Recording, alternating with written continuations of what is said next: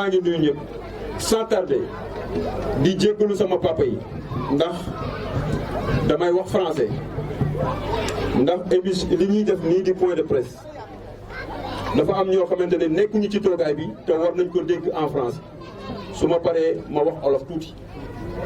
ndax am na diaspora bi ñu ngi ci biti réew di ñu déglu également moo tax bu ngeen ma permettre rek ma jàng li may jàng ci français tuuti ndax am na njëriñ. Donc, mes chers compatriotes, mes chers concitoyens de la commune de Bambilor, permettez-moi de rendre grâce à Dieu, le Tout-Puissant, de nous avoir permis de réaliser un rêve circonstanciel. Oui, c'est un rêve circonstanciel. Ndax dafa am lu ko waral, sunu engagement politique dafa am lu ko waral. Donc c'est circonstanciel circonstance boobu nag arrangé wu ñu arrangé wul les générations futures moo tax ñu engagé wu ci politique je vais le dire tout de suite donc de rendre grâce à Dieu de nous avoir donné la possibilité de briguer la gestion de notre collectivité locale avec des hommes, des femmes et surtout avec des jeunes de valeur. Je n'oublie pas, je n'oublie pas la diaspora, qui de façon effrénée œuvre et s'active sans relâche pour le développement de leurs villages respectifs et en général la commune de Bambilor. maa ngi bëgg wax foofu diaspora bi nekk Italie nekk Espagne nekk Canada nekk aux États-Unis parce que je suis toujours en communication avec eux. ñoo leen ëpp yitte foofu yéen ñi nekk Sénégal du ñu dañ ci intéressé wu développement Golom développement Bambilor développement Sénégal d'une manière générale. Donc je m'adresse à cette diaspora, je leur lance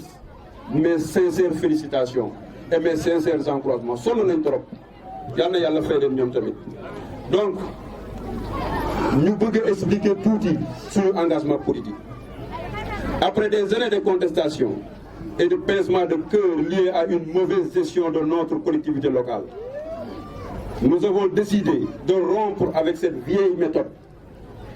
qui consiste à mener et animer des discussions, des débats dans nos quartiers et coins. Le constat est que ces échanges tellement intéressants n'ont jamais dépassé l'endroit où ils se sont tenus et n'ont aucun contenu fructueux vu les résultats actuels. C'est ainsi que nous avons pris la décision et l'engagement ferme de mettre sur place un mouvement politique indépendant dénommé Repère. Avec la coalition Ando Nawlé Suxali Sunu Gox composée, cette coalition, elle est composée que de mouvements indépendants et nationaux. Nous sommes indépendants et c'est des mouvements de 45 mouvements nationaux. Fatick, Fouta, Saint-Louis, Dakar, partout, Ziguinchor, ñëpp ci coalition boobu lañ bokk. C'est des mouvements indépendants. Je répète, c'est des mouvements indépendants. Lu tax may préciser loolu ma taxaw foofu. Point de presse bi loolu moo ko waral. Xam nga dama commencé politique il y a 2 ans. Alhamdulillah. ñu ne ma man maay candidat waa APR dëgg loolu dëgg ñu ni ma sonna gu ñu de ñu ni man Boy Oumar Gueye laa pare gu ñu de ñu ni ma man Aïssata Tall Sall moo nekk sama gannaaw ndax sama xarit la ñu ni ma candidat pur la ñu ni ma Boy Ndiagne Diop la pour la première fois ma tudd turu Ndiagne Diop depuis 2 ans may def politique pour la première fois ma tudd turam ndax soxlaa ma tudd turam pour def politique. J'ai pas besoin de citer son nom pour réussir en politique mais tey dama war a leeral lu bëri moo tax ñu organiser conférence de presse. Donc ñooñu doon takk seen ay rajo ñooñu doon wër di wax naka suñu noonu ngir yàlla nañu takkaat seen i rajo wër ni loolu ñu doon wax yëpp dara du ci dëgg ndax coalition bi ma àndal ni 45 mouvements nationaux ñoo ko jiite Donc la ñu doon wax c'est des déclarations fallacieuses. Beneen bi, ainsi nous demandons à toute personne convaincue par un développement viable et durable de venir nous rejoindre dans ce cadre collégial. Ainsi, dans ce cadre collégial sain et propice pour qu'ensemble nous puissions développer notre commune. Donc, politique du xaste, politique du ŋàññante, politique c'est faire des propositions. Nous allons faire des propositions yoo xamante ne nit ñi dañ ci war a ànd ak ñun. Donc commencé nañu ko depuis 2 ans xasuñu kenn saagawuñu kenn, on a été correct. Li ñuy wax discipline sur le champ politique, am yar ak teggin ci wàllu politique, ñun moom la ñu mës a doxal. donc loolu la secrétaire général loolu la ñu mës a doxal, dégguleen ñu saaga kenn te du ñu saaga kenn parce que nous avons des armes. Nit ki amul ay armes moom mooy saagaate. te dégg ngeen la dernière sortie bi nga xamante ne moom la maire bi fi nekk a def, c'est insulter toute une population. dinaa ci ñëw léegi. donc ma bëgg a wax ci benn point, la démocratie locale. Démocratie locale seen micro bi war ngeen ko xool de. La démocratie locale mooy tax nga wekk doomu aadama yi nga xamante ni ñoom ngay jiite te ñu teg la fa parce que ñoo dugg ci ay urne fal la. Démocratie locale mooy nit ñi am information, mooy nga respecter nit ñi, mooy nga créer benn rajo communautaire di informer nit ñi, mooy nga créer un livre foncier ku bëgg am information am ko, mooy information bi passer à tous les niveaux. C'est ça qu'on appelle la démocratie locale. Est-ce que am na fi rétention d'information laa fi gis? Parce que kii def rétention d'information di gérer en catimini kooku am na leneen lu mu narul jàmm. Donc nous allons œuvrer, moo tax ma ne résoudre nos problèmes de gouvernance et de développement territorial dans une démarche participative d'échange, d'écoute, d'expression de besoins et de formulation de propositions dans tous les secteurs de l'administration centrale et déconcentrée. Maanaam dinañu góorgóorlu promouvoir développement bi jaarale ko ci démocratie locale boobu, waaye boole ci administration bi fi nekk nii locale, mooy sous-préfet, mooy préfet, mooy tous les services yoo xamante ni aussi c'est des services déconcentrés. Sans tarder, nous allons parler de l'aménagement de l'espace et l'urbanisme. Gis ngeen développement bi ngeen bëgg, bi ngeen nëmm, mënul jàll, mënul am tant que point bi may évoqué nii doxaluñu ko fii ci commune bi. xaw ma nag am na ku ñuy wax fii docteur Momar Dionga mu ngi fi wala déet, bu ma dee dégg nag baax na, su ma noonu contribuer baax na, waaye dinaa ci wax ndax xam nga li may wax c'est essentiel pour aspirer à un développement. L'aménagement de l'espace, le développement tant souhaité, réclamé. Le développement tant souhaité, réclamé et attendu partout et par tous ne saurait se réaliser sans une prise en compte sérieuse de ce volet. Le problème lié au cadre de vie, tels que les inondations, la promiscuité, l'assainissement, les impasses, l'absence de zones de détente, la création d'emplois, l'extension ou la création de cimetières, la conservation des zones agricoles, etc., pourront être évités si ce volet était pris en compte considérablement. li ma wax dëgg la, kenn du ko dindi, kenn du ko dindi. Sunu problème essentiel c'est l'organisation de l'espace. dama dégg fan yi benn déclaration boo xamante ne daf ma tee nelaw ñaari fan, muy maire bi fi nekk def ko, mu insulter toute la population di wax ni Oumar Gueye dafa détourner xaalis. loolu la wax, moo tax mënul àggali infrastructure yi mu tàmbali. Donc loolu c'est un manque de respect. Ndax buñ la joxee un budget de 1,4 milliard xanaa doo ma ni 100 millions moo tee nga àggali infrastructure yi parce que 115 millions la wax su ma juumul te j'ai étudié le budget de 2021 bi ñu voté nii déglu leen ma bu baax de j'ai étudié ce budget dafa am ligne boo xamante ni xam nga budget bi dafa am fonctionnement xaalis bu ñu jël pour def ko fonctionnement ak xaalis bi ñu jël pour def ko réalisation li ñuy réaliser xaalis bi ñuy collecté pour def ko réalisation bëriwul li ñuy réaliser léeg-léeg ci li ëpp ci investissement bi moom la ñuy jël def ko foofu pour réaliser mais budget bi boo xoolee dama fàtte nag le chiffre exact mais c'est entre 200 et 300 millions su ma juumul boo xamante ni budget bi passé xam nga boo jëlee budget li la dese si xaalis da nga koy reporter ci année bi ci topp dëgg la et j'ai parlé de 200 millions ou 300 millions boo xam ne dañ koy reporter ci budget bu bees bi yow kañ amoo problème xaalis dëgg la dëgg il ne faut pas parler avec des gens qui sont bidons. Donc ces déclarations fallacieuses il n'a qu'à les arrêter beneen bi dama bëgg ngeen xam ne fii bukki moo fi nekk njuur ak sàmba waaw dañuy wax tey de waay tàccu leen waay yéen tàccu leen waay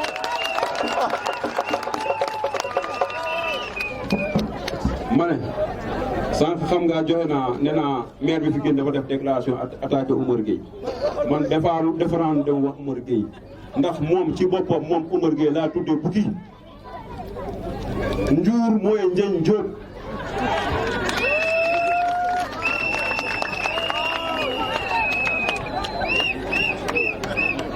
waaw du ma laaj kuy Samba Samba mooy Modou Sall Diop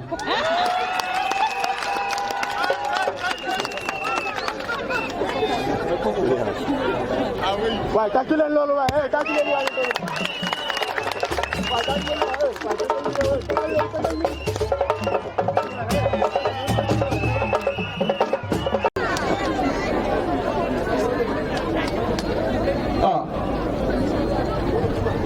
li tax ñoom ñoo bokk seen clan depuis combien d'années depuis 15 ans ñu ngi ànd tey suba ñu xuloo gannaaw suba ñu àndaat pourquoi les gens vont avoir le devoir d'être derrière ces gens ma ne dama bëgg ngeen xàmmee lii ñuul ak lii weex lii tax ma wax ko dama ne dañu fi bëgg a jëlee golo gi waaye kenn du fi teg ak dàngin yéen a ngi dégg bu baax dama bëgg bu ñu fi jëlee golo gi teg fi nit d'accord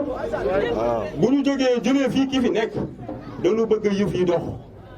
dañu bëgg ñu organiser sunu espace comme ni ñu ko bëggee sunu espace dañ ko war a organiser ñun ay baykat lañu ñun ay yorkatu jur lañu lan ngeen constaté vous avez constaté que l'espace agricole commence à disparaître chose qui est grave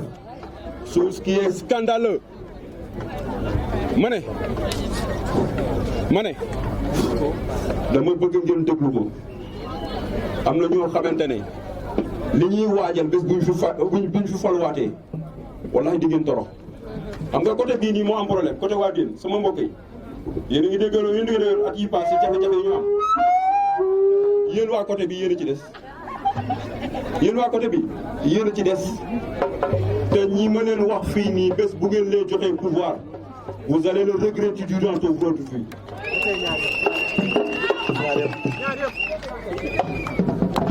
Donc li may wax ma ñëwaat ci aménagement du territoire parce que gars yi faydaaluñu te mooy li ñu war a faydaal aménagement du territoire moo ñu defar espace bi aménagement du territoire moo ñu waajal les infrastructures routières lu tax exemple baa ngi nii ngeen di dund benn tali moo fi nekk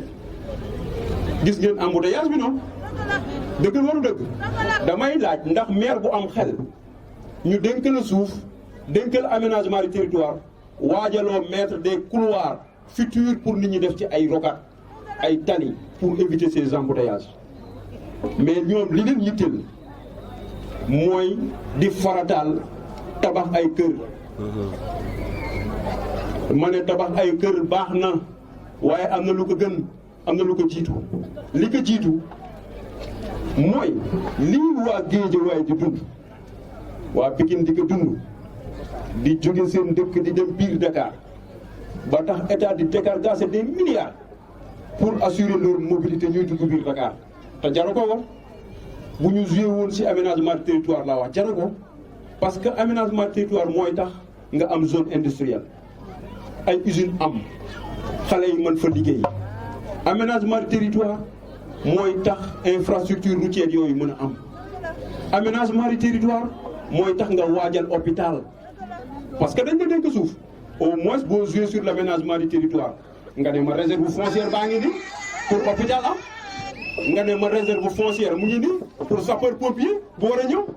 nga ne ma réserve foncière mu ngi nii pour université mën a am ndax xam ngeen ne fii amul woon ay lycée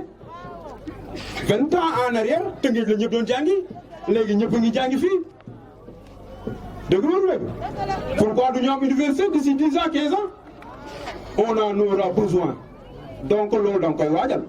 waaye su ngeen bàyyee avec ce rythme bii gars yi di def nii di jël suuf yi di ko affecté di ko maye ñu koy tabax exclusivement ay kër vous allez tous le regretter ma ne commune bii kenn du ko def commune dortoir fu ñuy tëdd di nelaw warul am doomu aadama boo ko joxee à côté mu tëdd na nga ko utal à côté fu mu épanouir na nga ko utal à côté fu mu bayee na nga ko utal à côté fu mu dugg liggéey na nga ko utal à côté foo xamante ni ay tali dina fa jaar lépp dina fa mën a am waajal cimetière yi nit ñi dañuy faatu dëgg la du dëgg mais waajaluñu ko waajaluñu dara waajal tamit lu bare parce que suñu mbokk chrétien yaa ngi nii tey bu ñu amee ay armère tamit gëwuma ko amuñu ko te ñu ngi fii suñu biir ñu ngi fii bëgg a ñëw dañ leen war a accueillir à bras ouverts lépp lu ñu soxla ñu toppatoo leen ñun ñii suñu bopp sax muy juddi ci nay wax suñu cimetière yi amul benn extension amul benn loo xamante ne waajal nañ ko pour loolu donc l'aménagement du territoire est essentiel donc ma dem ci beneen point parce que nag gars yi jaay parcelle moo leen arrangé parcelle bi xam ngeen liñ ciy am parcelle bu ñu jaay rek c'est de l'argent pour eux donc ma wax ci la santé populaire communale dinañu référé wu ci planification bi ak aménagement du territoire que nous allons adapter compte faire dans ce domaine de compétence élaboration d'une carte communale de santé pour corriger l'injustice sanitaire qui existe entre localités sur 15 localités. Avec ce nouveau découpage, on est 15 localités. Depuis le modèle. Seuls les 5 yi rek ñoo ci am poste de santé. Kañak bi amul dara. Kañak amul. Kër Simbiri amul. dëkk yu bëri amuñu ay poste de santé. Sur 15 ki 10 yi amuñu. Même pas la moitié. Il faut corriger. Absolument. Parce que doomu aadama fu mu nekk war nga ko toppatoo la mu soxla mu am ko. Donc nous allons corriger cette injustice. Cette situation d'injustice sanitaire mérite d'être corrigée avec la construction d'autres postes de santé et de cases de santé de proximité pour éviter les déplacements de masse. Les postes existants seront réhabilités de façon considérable afin qu'elles puissent avoir un niveau de service élevé pour une meilleure fréquentation. Parce que sur le poste de santé, fréquenter ñu ko parce que melul ni mu war a mel. Il faut dire la vérité. Du ma dugg sax ci détail. La construction d'un hôpital, centre de santé communautaire, dans la capitale communale Bambilor. Ah, man nañoo def ay démarches nag pour hôpital bi ñëw waaye il faut nu am suuf fu mu ko def de aménagement du territoire. loo fi mën a wax foofu nga jëm mën nga def sa démarche am ku la financer sa hôpital waaye boo fekkul réserve foncière foo koy tabax fan nga koy tabax. En matière d'eau am na ñu sonn fii amuñu ndox waaw dem naa benn cité bu bees bu dëkk nekk ginnaaw Gorom 2 ñu sonn nañu ils ont besoin de l'eau ma ñëw fii cité Madé aussi Madé ñoom xas na ma cité turam ils ont des problèmes sérieux pour avoir de l'eau. ma dugg ci éducation et formation nous allons multiplier nos structures scolaires et de promouvoir pour une meilleure qualité de l'enseignement le suivi évaluation topp ak évaluer xam nga école dafa di loo xamante ne farata la lu am solo la du ay caaxaan kenn waru ko politiser ndax li ñuy naxee nit ñi mooy jënd ay fourniture tabax ay école néew ma amul solo am mais dama ne léeg-léeg nga dugg ci biir école yi enseignants yi di am organisme ni ñuy organiser woon léeg-léeg du nekk avantage élèves yi il faut que je dise la vérité wala nga ñëw gis benn élève boo xamante ne niveau bi baaxul wala muy daw jàng mais boo demee mairie dafa am commission yoo xamante ni commission chargée de l'éducation lañ leen di wax dëgg mais dafa am ay APE li leen war ñu gis ces genres d'élèves wala ñu gis peut-être un professeur un maître boo xamante ne deful lu ko war mais ñu laaj ko ñu encadré ko peut-être il a des problèmes mun ko expliquer bu dee élève bi tamit ñu xool parents d'élèves bi ñu accompagner ko c'est ce que j'appelle le suivi évaluation parce que boo tabaxee jënd ay fourniture te loolu amul résultat du mës a am il faut nga suivre l'élève te loolu mairie bi mission la de toute façon ñun loolu moo nar a nekk suñu sacerdoce dans le cadre de l'éducation et la formation bu ñu ko defee on va réussir ça c'est sûr. La jeunesse et ses sports la jeunesse ak ay sports la jeunesse la frange la plus importante de la population elle représente le socle incontestable pour une politique économique mais également et surtout pour un développement socio-économique de base. En résumé, un projet de développement communautaire ne serait réaliste et réalisable sans que cette frange active ne soit associée. Notre projet s'articule sur la promotion de l'emploi des jeunes. La promotion de l'emploi des jeunes avec l'érection de centres de formation dédiés aux métiers du bâtiment, de la menuiserie, de la couture, de facilitation des conditions d'implantation des industries, c'est important, par le biais de l'aménagement du territoire toujours. À travers l'aménagement du territoire, l'encadrement et le soutien des jeunes menuisiers, tailleurs, coffreurs, porteurs de projets à avoir une qualification, ce qu'on appelle la validation des acquis. Je vais expliquer. Et un financement adéquat pour accroître leur activité économique, sociale, solidaire. La promotion de l'activité sportive qui aujourd'hui, sans risque de se tromper, constitue un véritable tremplin pour la découverte de nouveaux talents sportifs. Pour cela, des infrastructures sportives seront réalisées. Un stade municipal.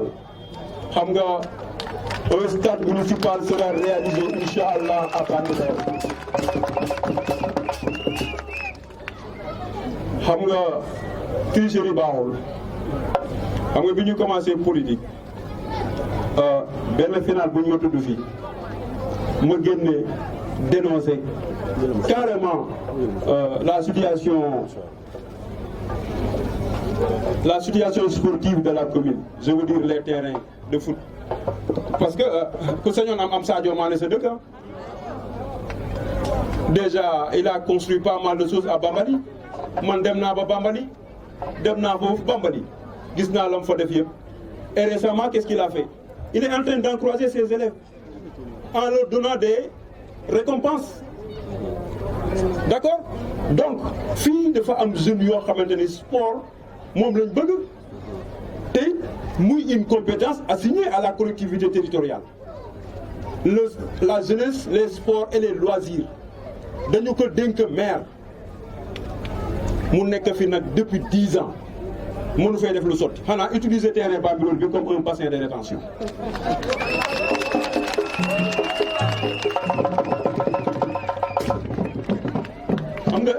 xam nga man ci politique bii nii ñi ma ci daax a jàng bëri na ñi nga xamante ni ñoo ma daax a jàng bëri nañu ci politique kenn na ëpp mu ci responsabilité nag man loolu laay jaay loolu laay bàkkoo responsabilité. Je suis plus responsable que tous ces gens-là. Asalaamaaleykum population Bambilor maa ngi nuyu ñëpp c'est Daouda Diong, le candidat de la coalition And Nawlé Suxali Sunu Gox. Voilà, pour briguer la gestion de la mairie de la commune de Bambilor. En réalité, point de presse bi leeral loolu sax a taxoon a jóg, mais j'ai été un petit peu emporté par mon discours. Leeral point yooyu. Nga ne dama mujj dem ci coalition bi ma taxaw nii And Nawlé Suxali Sunu Gox ça fait 1 an ñu commencé di ko teg nee naa la c'est composé de 45 mouvements indépendants nationaux donc loolu li mu waral bëri na xaw ma ndax ñi ma seexal coalition bi sax bëgg nañu yenn détails yi mais li ma la mën a wax daal mooy mouvement repère moom moo dem ànd ak ay mouvement yu bëri beneen mouvement bu ma mën a citer peut-être bu nekk fii Diender mon frère Assane Ndir jiite ko bëgg a jiite commune u Diender rek mouvement bi noonu la tudd bosam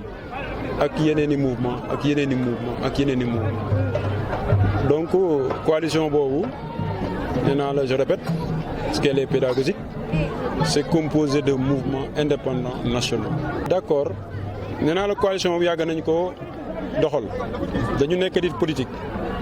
politique nag def coalition def di ci gën parce que da ngay yaakaar ne rek soo ànd ak ay mouvements yu bëri ay partis yu bëri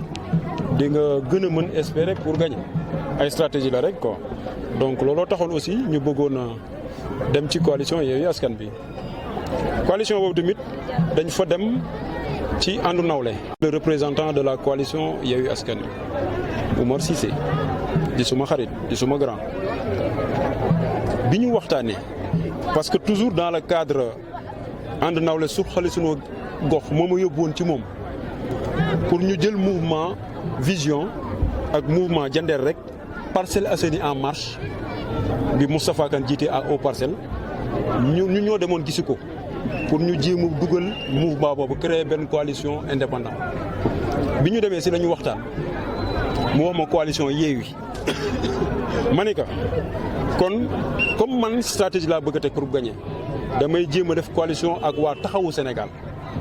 jour boobu de parce que dana ma vision mënatul dem indépendamment dafa dugg fële ba pare coalition Taxawu Sénégal ma ne ko baax na kon ñun on va essayer de voir comment on va travailler avec la coalition Taxawu Sénégal repère dafa defoon coalition ak Taxawu Sénégal yéen a ngi may dégg bu baax Taxawu Sénégal nekk coalition ak waa Yewwi Pastef MRDS yeneen parti donc d'office je serai dans cette coalition chose que j'ai cherché moi-même bi ñu nekkee ci coalition bi ñu war def ay primaires 3 candidats am bu Pastef bu Taxawu Sénégal bi ma nekk man parce que maa leen représenté bu PUR ñu daje benn kër waxtaan jubóo ñu ils ont amené le dossier au niveau supérieur national pour trancher bi ñu ko yóbboo avant sax dossier bi di dem ci réunion boobu ma lay wax on m'attaquait de tous les bords dans une coalition on attaque quelqu'un vous comprenez donc yooyu amul problème ñu yóbbu dossier bi aussi au niveau national vous continuez yéen ñëpp yéen a ngi soon gis ci réseaux sociaux yi ñu may diaboliser vous avez vu ça non comment on peut être dans une coalition ñuy diaboliser un candidat alors que les choses sont parties au niveau national pour trancher donc discipline de coalition là-bas n'a pas été respectée par certains tu comprends ce que je veux dire donc bu fekkente ne au moment où on doit décider la discipline de coalition n'est pas respectée parce que xalaatuñu ñu woon ëllëg ñoom mën nañ leen choisir tu comprends ce que je veux dire donc loolu su amee ñu choisir keneen nooy def nan ngay def koo xamante ne choisir gu ñu kenn mu lay saaga ndey di la saaga baay di la xas yàlla dogal ñu choisir ko nan ngay def da ngay dem ànd ak moom. moo tax ñu arrêté voilà donc loolu moo tax mais bu du woon loolu et puis bi ñu jógee ci loolu du man maa décidé ñu dañuy génn nous avons un mouvement structuré am assemblée nationale ñu organise sunu assemblée nationale ñu laaj ma laaj gars yi ne leen situation bi nii la demee on n'a pas été choisi par cette coalition. Qu'en pensez-vous? Beneen question avant. Qu'en pensez-vous? Assemblée générale bi ñoo décidé que ni dañuy dem suñu bopp parce que amoon nañu ñoom information yëpp du ma def dara lu ñu yëgul ñoom voilà donc affaire yi noonu la demee c'est l'Assemblée générale qui a tranché parce que ñoom ñëpp benn la. lu leen def benn. ah ñoo bokk parti déjà fekk nga fii fu ñuy xuloo fu ñuy àndee dëgg la dëgg ah demain ils vont se retrouver donc li ma mën a wax foofu mooy il faut que les gens sachent choisir ndax àdduna tànn la àdduna da ngay tànn boo tànnee da nga koy assumer donc te dafa jot nag politique gu léegi bi nit ñi xam bu baax ki ñuy tànn dafa jot de voilà il ne faut pas que nag ñuy commettre l'erreur di choisir koo xamante ne ëllëg ak si biir yi nit ñi bëgg duñ ko def nous on est là on va représenter cette population dignement ci li ñu bëgg loolu la ñuy def lu ñu bëggul luñ ko def wax man li may wax naa ko ba pare waaw ñu ngi noonu daal ñoom ñett ñooy xuloo tey ñooy ànd suba ñooy xuloowaat gannaaw suba gannaaw wataati suba ñooy àndaat donc nous on n'est pas là pour polémiquer Modou man sama grand la je le respecte très bien sax mais comme daf ma tudd man it ma essayer d'apporter des réponses Oumar Gueye tudduma ko dama tudd turam rek parce que dafa am ku ko sunu maire daf ko téye di ko xas yi wax dafa détourner xaalis loolu moo tax ma tudd ko mais j'ai aucun rapport avec lui awma benn rapport ak moom suñu mëseentee gisee benn yoon yàgg na bi may jógee voyage boobu lañ gis en 2013 su ma jógul yàgg na ba léegi teggantew ñu bët wootantew ñu téléphone kon seexuma ak moom dara et puis suñu gestion commune laa la wax moom yoonam nekku ci suñu gestion commune la commune 7 ministres librement lañ bind n'est-ce pas sur le code la commune 7 ministres librement nañu ñu bàyyi tout tranquillement ak suñu commune kii nit ñi war a choisir ñu choisir mais ay maire par procuration di téléphoner fii defal lii defal la loolu on ne l'accepte pas man de en tout cas du ma ko accepter parce que maa ngi ci champ politique bi léegi je vais me défendre je vais défendre la population voilà je serai leur magistrat incha allahu lépp lu ñu war a défendre naa ko défendre donc Oumar Gueye awma ak moom benn relation je n'ai rien contre lui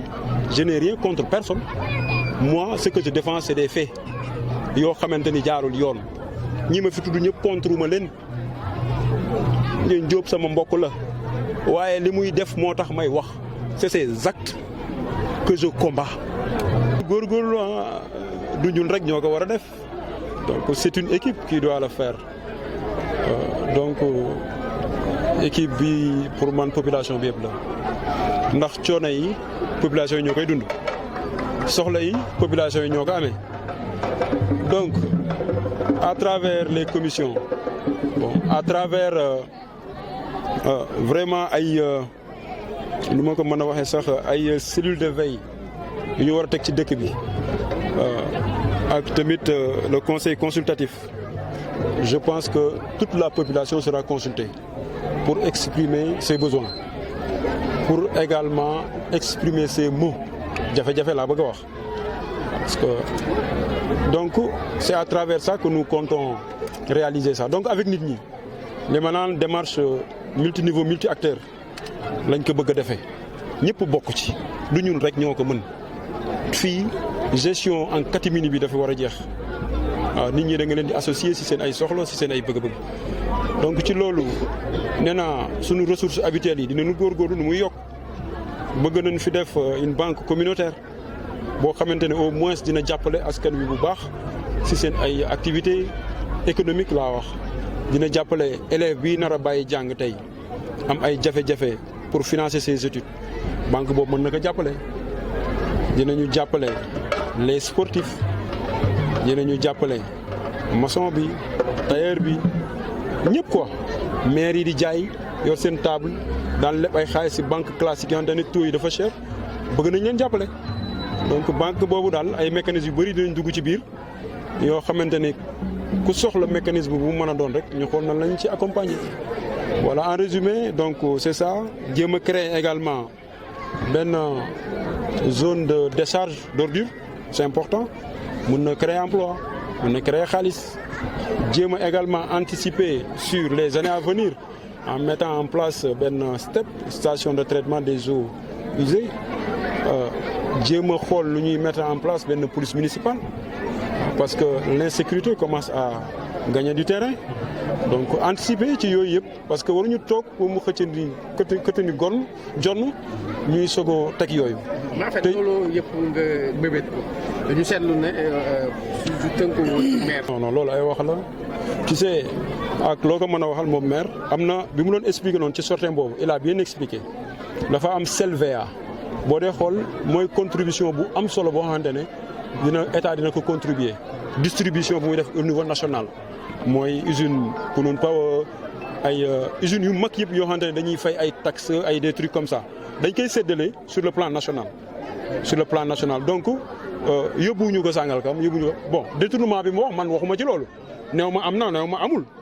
sama yoon neew ci mais il n'a qu'à s'intéresser à notre commune li mu yor ci xaalis même bu fekkee détournement am mais naka investir ci ay réalisations donc question boobu nga laaj mooy. amul lépp lu ñuy yóbbu fële Sangalkam wala fële normalement distribution bu jaar yoon lañ ko war a def usine Kounoune Power li muy participer waa Fongolé mi sax dañ ciy bokk CLVA bi